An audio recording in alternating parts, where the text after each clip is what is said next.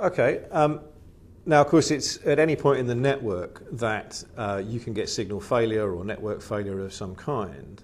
But you can also get failures in the content before it even hits the network.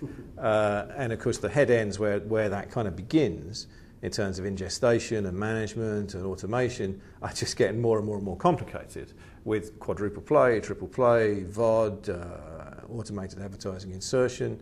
I mean, how much work can T&M do in a head end and how helpfully?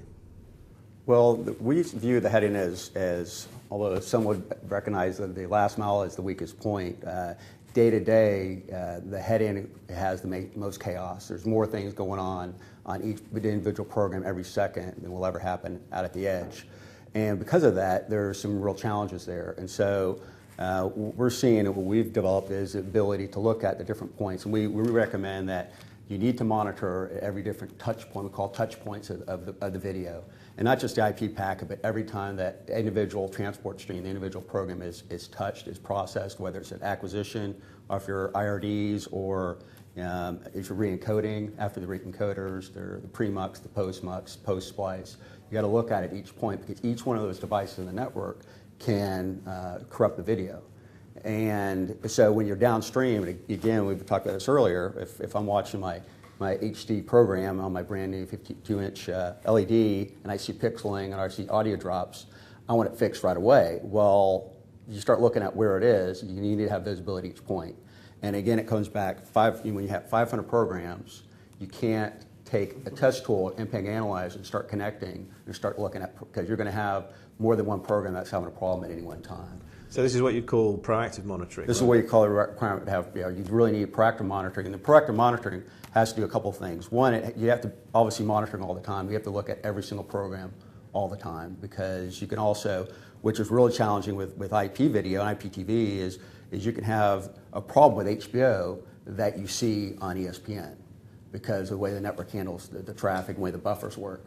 So it becomes really challenging. So you need to be looking at everything all the time. And with that, also, we talked earlier about the challenges. Right now, I got all this information. I got 500 programs of information coming up. How do I look at that? What do I do with that?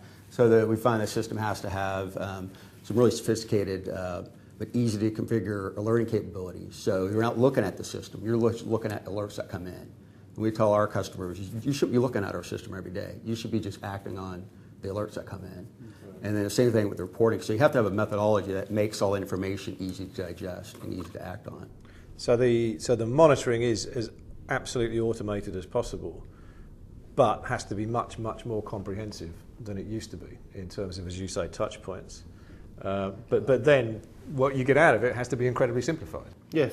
I mean, I think it's a very good point. I mean, specifically in cable systems, cable operators, where they maybe then have a head end based on satellite or whatever it is. Very often the first content is corrupted, and there's a great opportunity to provide a cost-effective solution for them. In India, where it's a growth market on cable, we have in Russia, China, in other markets as well. It's going to be driven by smaller operators rather than larger operators. So it's going to be a fantastic opportunity to provide a solution for them to make sure that the head end they put into the network, they might be clever and have integrated test equipment and monitoring systems in the whole chain. But if the content they get is corrupted, and it's just so common. You go to a hotel where they have a cable system, and I bet that half the channels are pixelating. And the system's working fine. Yeah, the system works. Yeah, but the content is wrong. So if the content is not delivered correctly from the first place, or monitored, so you can actually act and do something about it. I think on that note too, the other challenge is each one of those touch points can restructure the video. So they'll recount the packets, they'll recount the information inside. And so in that example, when you have bad video coming in, if there's some way you can look at that as it's coming in and say, hey, yes, we can look at there's problems with the timing between the video and audio packets.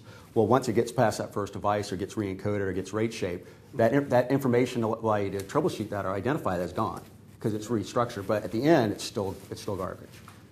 So it becomes real challenging. And presumably, the fact that if you talk to a content guy, he's only really concerned with the fact that I delivered it to you in a decent shape. And I want it to be encrypted all the way through to the CPE because it's so highly valuable. Do things like encryption and DRM, presumably they do make life more difficult in terms of actually being able to access the video that you're meant to be monitoring its quality? Yeah, they do. In an ideal world, then we could just go in and measure that on our device, very easily with no extra effort required. Unfortunately, that's not the case. We've actually developed a system for one of our handheld testers that takes a passive approach to doing this. Okay, so this basically gets around this DRM, the middleware between the set-top box and the head end, by just basically passively monitoring this information and looking at the sort of IP packets within there. We can make a determination on the quality of the content. So going back to this VMOS score that we mentioned earlier, we're still actually able to deliver this score for the technician.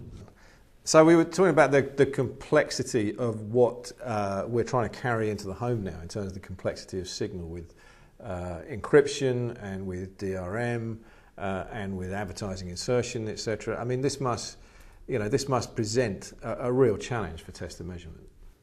Well, there's an ongoing continuation development of new complex signals, new standards, which I think is very exciting. It means that the industry moves on all the time, but it does force lots of development, lots of cost to keep up with it.